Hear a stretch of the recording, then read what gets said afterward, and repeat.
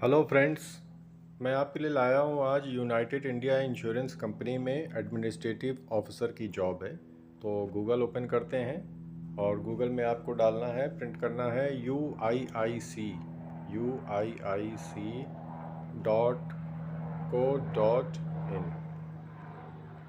ये आप राइट करेंगे जैसे ये पोर्टल खुलेगा, वेबसाइट ओपन हो गई है। UIIC का फुल फॉर्म है United India insurance company recruitment of administrative officer. देखिए ऊपर ही दिया गया, उसको आप क्लिक करेंगे। जैसे क्लिक करेंगे देखिए स्क्रॉल करेंगे, यहाँ पे दिया गया है डिटेल एडवर्टीजमेंट जर्नलिस्ट स्पेशलिस्ट, ठीक है, एडमिनिस्ट्रेटिव ऑफिसर की। तो यहाँ पे आप क्लिक करेंगे विद डिटेल में, इसका नोटिफिकेशन डाउनलोड हो जाएगा। नोटिफिकेशन ओपन हो चुका है। ये कंपनी के बारे में दिया गया है। काउंट ऑफ वैकेंसीज़ देखिए 100 वैकेंसीज़ हैं। इसमें 6 प्रकार की वैकेंसीज़ हैं। रिस्क मैनेजमेंट में, फाइनेंस एंड इन्वेस्टमेंट में, automobile engineers, chemical engineers, mechatronic engineers, data analytics और लीगल के लिए। यहाँ पे देखिए सारी दी गई हैं। एओ स्पेशलिस्ट के लिए, SC ST OBC के लिए कितनी वैकेंसीज़ हैं इसमें से।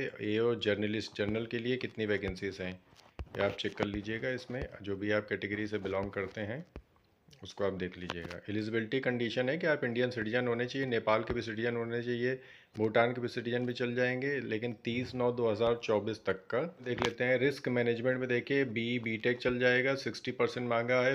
और जो रिज़र्व कैंडिडेट है उनके लिए 55% है। पोस्ट ग्रेजुएशन होगा रिस्क मैनेजमेंट में, तो वो लोग भी यही डाल सकते हैं इस चीज़ के लिए, वो भी एलिजिबल हैं। और देखिए चार्टर्ड अकाउंटेंट भी डाल सकते हैं फाइनेंस एंड इन्वेस्टमेंट के लिए। ऑटोमोबाइल्स इंजीनियर के लिए BTech BE मांगा है। केमिकल इंजीनियर्स के लिए BTech BE मांगा गया है। डेटा एनालिटिक्स स्पेशलिस्ट के लिए BTech होना चाहिए कंप्यूटर साइंस से, वो भी आप जो है इसमें अपने ट्रेड के हिसाब से आप देख सकते हैं। लीगल पे डालना है तो आपके पास लॉ की डिग्री होनी चाहिए यानी LLB होना चाहिए और 3 इयर्स का एक्सपीरियंस होना चाहिए। जर्नलिस्ट यानी नॉर्मल पे डालना है तो आपके पास जो है minimum educational qualification graduate degree या पोस्ट ग्रेजुएट होनी चाहिए, किसी भी स्ट्रीम से हो सकती है। 55% रिजर्व कैटेगरी के लिए और 60% आपका है जनरल कैटेगरी के लिए। फिर आगे देखिए देखते हैं working knowledge of computer is a must. Computer आपको नॉर्मली आना चाहिए, कोई ऐसा नहीं है कि बहुत ज़्यादा आपको चीज़ें आनी चाहिए, नॉर्मली आपको कंप्यूटर चलाना आना चाहिए। एज है इसकी 21 to 30 ईयर्स, जो कि काउंट होगी 30/9/2024 के हिसाब से काउंट होगी।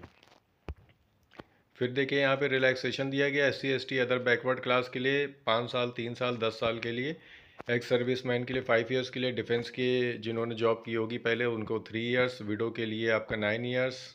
बाकी जो वहाँ के एम्प्लॉई हैं या पहले काम किए हैं इसी जनरल सेक्टर में तो उनके लिए 8 ईयर्स के लिए है। देखते हैं आप ऑल एप्लीकेंट्स के लिए है 1000 application fees including service charge plus GST। अगर कोई GST लगेगा तो फिर GST के लिए है। SC ST पर्सन के लिए, डिसेबिलिटी पर्सन के लिए आप देख सकते हैं इसमें 250 रुपये प्लस जाकर GST एप्लीकेबल होगा तो लगेगा 250 सर्विस चार्ज ओनली, ठीक है। इंपॉर्टेंट डेट अब देख लेते हैं। डेट पे 15 अक्टूबर को इसका नोटिफिकेशन आया था, 5 नवंबर इसकी लास्ट डेट है, तो अभी समय है, आप आराम से इसको फिल कर सकते हैं। अब इसमें एग्ज़ाम जो होगा देखिए ऑनलाइन एग्ज़ाम होगा। ऑब्जेक्टिव टाइप के सारे क्वेश्चन आएंगे, क्वेश्चन हैं और 250 मार्क्स के क्वेश्चंस हैं, सारे ऑब्जेक्टिव हैं, आप यहाँ पे देख सकते हैं। फिर आगे बढ़ते हैं। देखिए ऑनलाइन एग्ज़ाम जर्नलिस्ट के लिए, जर्नलिस्ट के लिए जो पहले एग्ज़ाम था ये स्पेशलिस्ट ग्रेड के लिए है, जैसे लॉ या और अन्य ट्रेड पे आप डालते हैं। जो नॉर्मल जर्नल के लिए है, जो नॉर्मल ग्रेजुएशन किए हुए हैं उनके लिए भी एग्ज़ाम का पैटर्न सारी चीज़ें सेम है। 200 नंबर का क्वेश्चन है, 250 मार्क्स का आपका ये जो है इंग्लिश और हिंदी मीडियम दोनों से है। प्रोबेशन पीरियड के लिए भी दिया गया है कि selected candidate if certified to be medically fit may be appointed as a administrative officer scale first on probation for a period of 1 year which may extended on the discretion of the company. 1 साल का probation period होगा अगर आप सही से काम करते हैं। बाकी अगर कंपनी को लगता है कि नहीं इनको प्रोबेशन पीरियड इनका बढ़ा देना चाहिए तो कुछ समय के लिए बढ़ाया भी जा सकता है।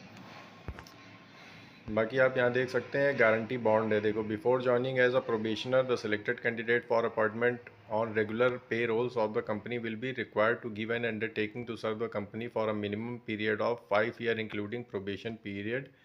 In the event of their resigning from the company before the expiring bond period, they will be liable to pay liquidate damage equivalent to actual gross salary paid to him but not exceeding the amount of gross salary for 1 year. In addition, the resignee shall also liable to pay an amount 35,000 rupees towards orientation and upskilling cost. यानी कि आपसे ये जो probation period के बाद जब आप permanent किए जाएंगे तो आपसे एक बॉन्ड भराएंगे, क्योंकि बॉन्ड इसलिए भराते हैं क्योंकि अगर आपने उनका प्रोबेशन पीरियड में वो आपसे कोई चार्ज तो लेते नहीं, उल्टा आपको सैलरी देते हैं। तो अगर उस बीच में आपने इसको छोड़ा तो आपकी 1 महीने की सैलरी कट कर दी जाएगी, उसके लिए आपका जो है बॉन्ड्स भराते हैं। बाकी बेनिफिट आपको क्या मिलेगा, एमेलमेंट्स एंड बेनिफिट्स देखिए। बेसिक पे आपका जो है 50,925 से शुरू है, 96,765 तक जाएगी। और बाकी अदर अलाउंसेस भी मिलेंगे, ये आप देख सकते हैं। यहाँ पे ग्रॉस पे विल बी 88,000 होगा मेट्रोपॉलिटन सिटी के लिए, जो बड़ी सिटी हैं, मुंबई, बेंगलोर, इस तरीके की। सर्विस कंडीशन देखिए, the selected candidate shall have to confirm with the rules regulation law as applicable in the company from time to time. Post are permanent and the selected candidates on the appointment may be posted or transferred to any place in India and decided by the company. No request and representation shall be entertained in this regard. Company आपको पूरे देश भर में कहीं पर भी transfer कर सकती है, आप उसमें कोई ऑब्जेक्शन नहीं लगा सकते हैं कि मुझे यहीं पे रहना है। ये एप्लीकेशन सारा प्रोसीजर दिया गया है, आप इसको देख के ये एप्लीकेशन फॉर्म फिल करवा लीजिएगा अपना। और 5 नवंबर इसकी लास्ट डेट है। अगर आपको ये वीडियो इन्फॉर्मेटिव लगा हो तो please like, share and subscribe ज़रूर कर लें।